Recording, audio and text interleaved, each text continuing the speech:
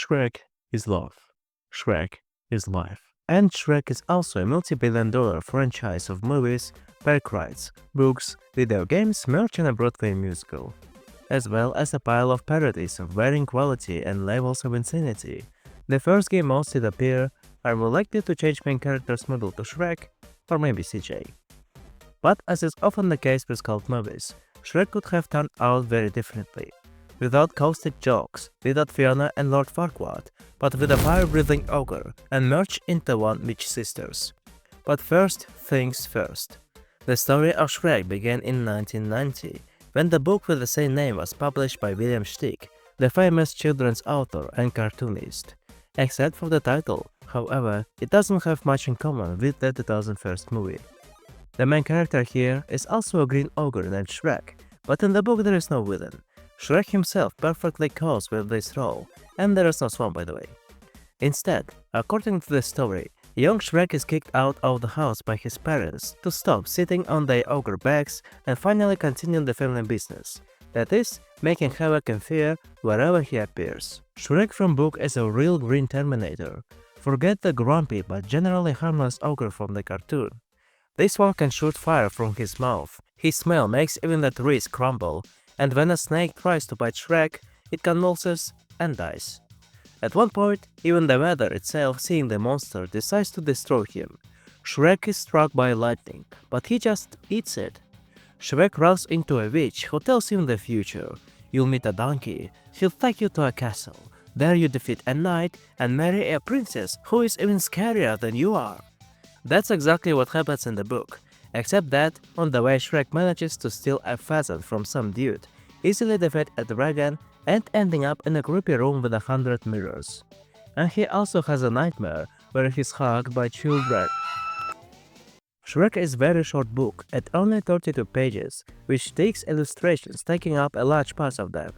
It was intended as a bedtime story for children, short, funny, and with a transparent moral that even the most horrible creatures can find love. And how it's important to be yourself, even if you're a fire-breathing ogre, with a name that translates from German as fear, terror, or fright. Shrek is a multi-layered character, just like the onion as he said himself.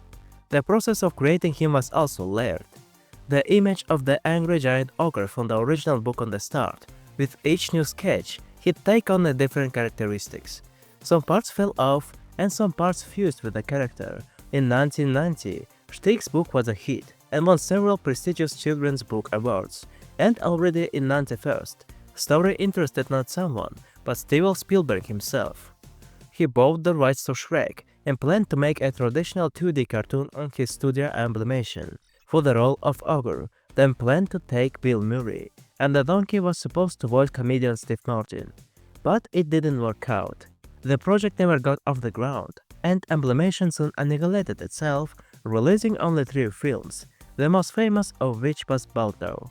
In 1995, the rights to Shrek were taken over by DreamWorks, where Spielberg was also a co-founder. At the time, the company was run by Jeffrey Katzenberg, an ambitious producer who was formerly the head of Disney's animation division. From there, Katzenberg fled due to disagreements with the management, and was now trying to build an animation studio on his own that could compete with the mice monopoly. In the end, it was Shrek who became the studio's trump card, on which DreamWorks built its identity, but it had to get there, and in the early days, Shrek wasn't a priority. It remained a secondary project for a while. All the people who had done something wrong on the big pictures, like the Legends of the Seven Seas or the Road to El Dorado, were sent to work to Shrek. The artist that got Shreked later recounted that while their colleagues were working in normal offices, the Shrek team worked in a converted canteen, which they said made them feel like some kind of rebels. Except back then, in the beginning, no one knew what Shrek would be about. The idea of directly adapting Steig's book fell away almost immediately. It simply does not have enough material for a full-length movie. For several years, the writers and artists tried to reimagine both the story of Green Ogre and the character himself. Early concept arts shows that Shrek could have turned out very differently. He was drawn closer to the book, and more colorful and cartoonish, and quite a nightmare abomination. More or less final design of Ogre was invented by artist Mike Pluck, However, he doesn't look much the familiar Shrek because he was partially drawn from actor Chris Farley, who at the time was supposed to be the voicing the main character. Again, judging by some concept arts, early versions of the story featured Shrek's parents. Presumably, as in the book, they were kicking the protagonist out of the house. There was also a witch, and at one point, she looked like Siamese twins and scared Ogre with phrases like, "It's water time!" One sketch also shows Shrek blowing flames right from his mouth, right to the knight's ears. Ogre didn't lose his ability to spew fire right away. What's interesting is that not only did the creators of Shrek not have a specific story, they had no idea what the movie would look like. Unlike the same Disney, DreamWorks then had no established style. The studio made both drawn cartoons like Legends of the Seven Seas, 3D animation like Ants, and even a Pleistocene stop-motion movie like Chicken Run with Aardman animations. In short, they experimented. In Shrek, animators wanted to try the technology of motion capture. You can even find drawings where the artist imagined how the skeleton of human actor would be attached to the skeleton of an ogre. In '96, to test the technology, they did a little sketch. In it, Shrek is walking down a city street, singing "I Feel Good," and was attacked by a cartoon robber. The criminal quickly realizes that he messed with Ogre for nothing, but that's not enough for him. Ogre is not going to show mercy and catapults the robber high into the sky. The test failed. Motion capture technology was not mastered enough in the mid-90s. Animation turned out to be crooked and simply terrible. At some point, the animators decided to try to combine mock-up with the real footage and build physical miniatures and sets and put computer-generated characters in them. One artist recalled that the animators made a 10-second clip in this style. All liked it, but only to make a full-length movie about this method would be too expensive and labor-intensive. In addition, DreamWorks by the time already had a good relationship with the Pacific Data Images. PTI made more standard 3D animation and worked, for example, on the ants. DreamWorks, however, was still trying to piece together the story of the cartoon. At that point, a chatty and sarcastic donkey had already appeared, to replace the very passive animal from the original book. But Shrek himself at one point almost became the classic cartoon good guy. According to one version of the story, he was a cute ogre dreaming of becoming a knight. Later this idea was abandoned, because such a movie would have turned out too much like Disney fairy tales. Steig's original book, on the contrary, turned the genre tropes of fairy tales upside down. The story began to take familiar shape with the arrival of directors Andrew Adamson and Vicky Jensen, and the screenwriting duo of Terry Rosso and Ted Elliott, writers of Aladdin, Road to El Dorado, and later Pirates of the Caribbean. At their suggestion, Lord Farquaad and the quest to rescue the princess in exchange for a quiet life in the swamp was added. True, the motivation of the then Shrek was somewhat different. About 10 years ago, the internet leaked a storyboard of one of the scenes of the cartoon, back when the Farley was still supposed to be the Shrek. It shows Shrek and Donkey, now voiced by Eddie Murphy, are lying around the campfire, discussing their camping trip. Donkey doesn't understand why Ogre would want to help the obviously unscrupulous Farquaad. Shrek replies that he wants to find his home, so he can start a family there later. I want a home. And someone to share it with, okay? Ogre is afraid of letting his parents down and worries that no one tries to get to know him and only sees a scary green monster. People see me and they go, "Ah! Help! A big, stupid, stinky, smelly, ugly ogre! I'm so scared!" And they judge me before they even know me. The donkey replies that he saw so much the first time he met him. This cute scene shows an important difference between that Shrek and the character from the 2001 movie. The familiar ogre has long been disillusioned with society and most of all wishes simply isolate himself from it. Shrek of the 90s, on the other hand, is a still young green giant who hasn't given up hope that he can be accepted for who he is.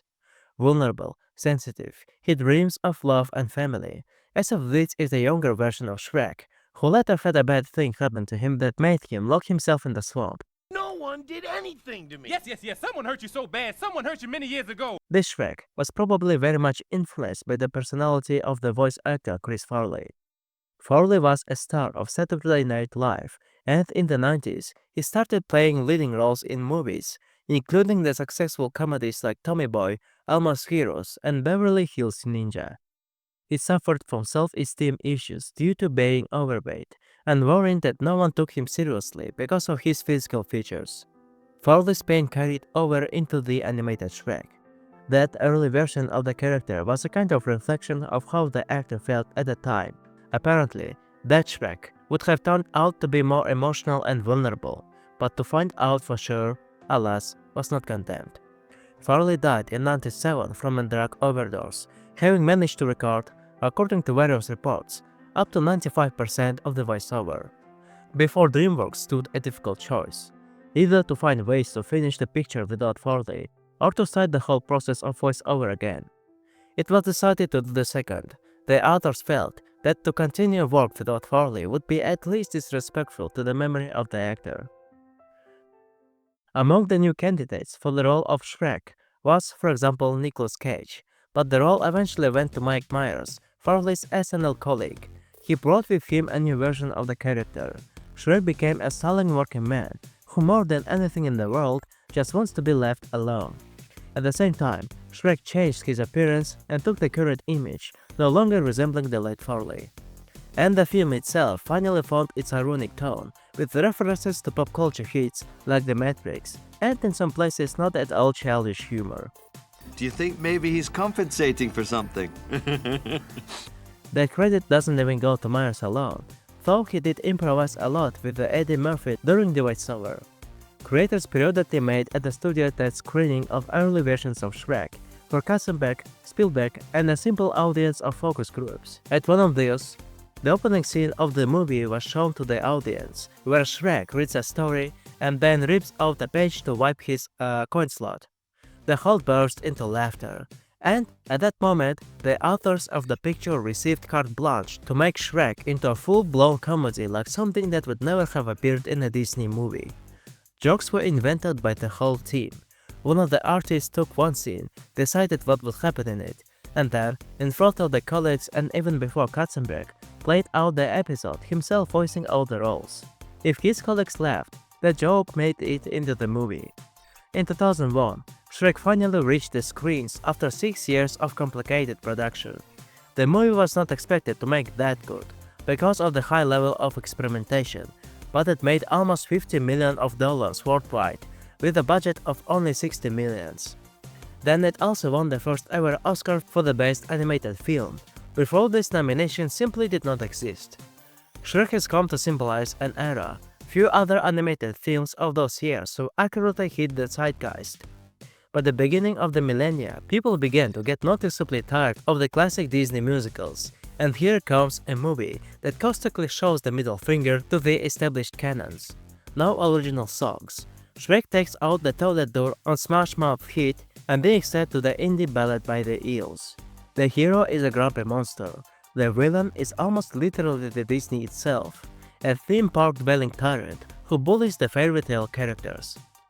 There's a rumor going around that Farquaad's face is based on Michael Eisner, then head of Disney.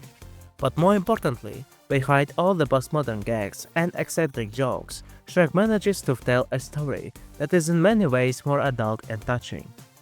Shrek could have come out completely different, but we got, perhaps, its best form.